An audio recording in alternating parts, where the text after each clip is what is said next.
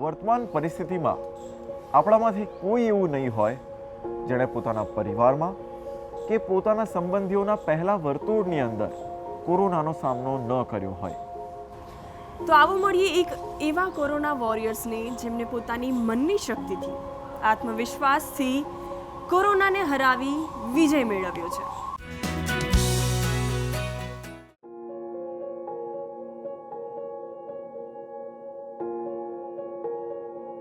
મારું નામ મુનવ્વર પતંગવાલા છે.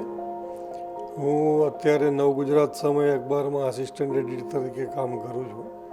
ગુજરાત ગવર્મેન્ટના મેં 32 બજેટ લખ્યા છે, રિપોર્ટિંગ કર્યું છે 32 બજેટનું.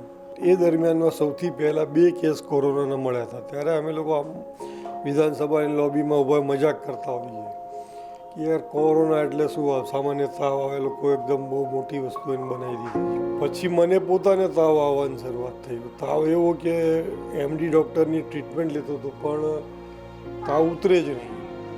છેવટે રિપોર્ટ કરાવતા ખબર પડી કે કોરોના છે. મારું ઓક્સિજન લેવલ એ વખતે મેં સાંભળ્યું ત્યાં 40 થઈ ગયું હતું. અને ત્યાંથી ઓક્સિજન લેવલ 40 થઈ ગયું, ત્યાંથી સર્વાઈવ થઈને પાછું આવું ને લગભગ ઇમ્પોસિબલ ટુ જેવું હોય છે.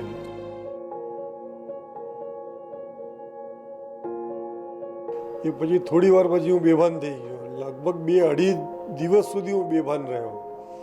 અને હું એમ કહું કે 1 to 100 જેવા 1 થી 100માં કોરોનાના જે ટફ કેસ હોય ને એમાંનો એક કેસ હું હતો.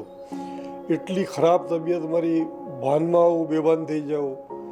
અને અશક્તિ તો એટલી કે પલંગ પરથી એટલે પથારી પરથી ઊભા થવાનું તો હતું જ નહીં, પણ આપણે આમ ટેકો દઈને સહેજ વગર ટેકે આમ બેઠા હોઈએ ને તો બી ચક્કર આવવા માંડે, એવી ખરાબ હાલત હતી. અને ડૉક્ટરોએ દિલ લગાવીને એ કરી, મહેનત કરી અને હું ઊભો થઈ ગયો. મારી રીતે જ હું ચાલવા માંડ્યો. હોસ્પિટલમાં આટા ફેરવી મને ડૉક્ટર એકવાર કહી જાય ને કે તમારે 2 આટા ખાઈને બેસી જવાનું, એટલે એ હું 20 આટા ખાઈને બેસતો હતો. પહેલા દિવસથી છેલ્લા દિવસ સુધી આઈસીયુમાં જ રહ્યો. અને એ દરમિયાનમાં લગભગ 3 જેટલા આઈસીયુ બદલાયા. પહેલાં કોરોના મારે નેગેટિવ આવ્યું.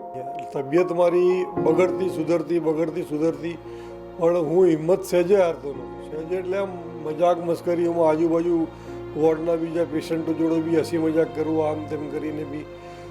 લગભગ હું 3 જૂને એડમિટ થયો હતો ને 20મી જૂને મેં રજા લઈ લીધી. બસ માનસિક રીતે હું એમ હતો કે મોત, જેમ કુદરતે મોત લખ્યું હશે તો મોત આવશે, ને બચવાનું છે તો બચી જઈશું. આપણા હાથમાં કંઈ નથી. એટલે માણસના હાથમાં એવું કંઈ નથી કે આપણે આપણા હાથથી સાજા થઈ. ડૉક્ટર આપણે શું કરી શકીએ? હોસ્પિટલ જઈએ, ડૉક્ટરને સારવાર માટે કહીએ.